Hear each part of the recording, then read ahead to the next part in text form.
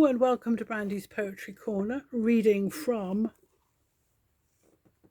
Edgar Allan Poe and the Jukebox, previously uncollected poems by Elizabeth Bishop. This poem is called In the Golden Early Morning. This is an airport but as I said, these are before 1950, these poems. So, In the Golden Early Morning by Elizabeth Bishop. In the golden early morning, you came to take me to the airport. There was an unusually heavy dew, even for there. The brick wall looked like plums, and the newspaper was wet outside. Em and I stood and waited and made some kind of conversation. Then I looked at the paper and learned of the crash the day before. Some women and babies were killed. After that, I couldn't seem to think of anything to say, and she couldn't either.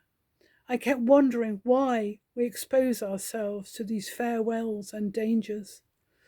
Finally, you got there, and we started. It was very cold, and so much dew. Every leaf was wet and glistened.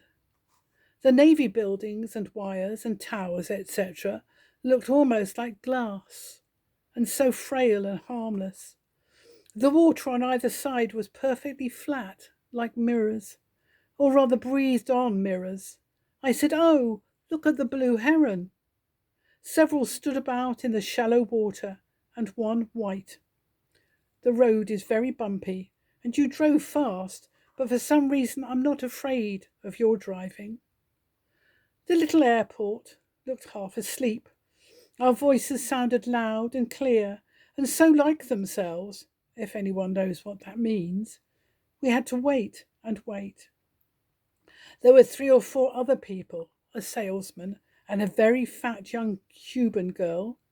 Then we heard the plane, or felt it, and it seemed to appear as if it were made out of the dew, coming together, very shiny. When it landed, and the 2 pilots and the stewardess walked in a sort of formation towards us over the yellow sand, I said to you that it was like the procession at the beginning of a bullfight. It was, exactly. And you said, yes, exactly, only not so colourful.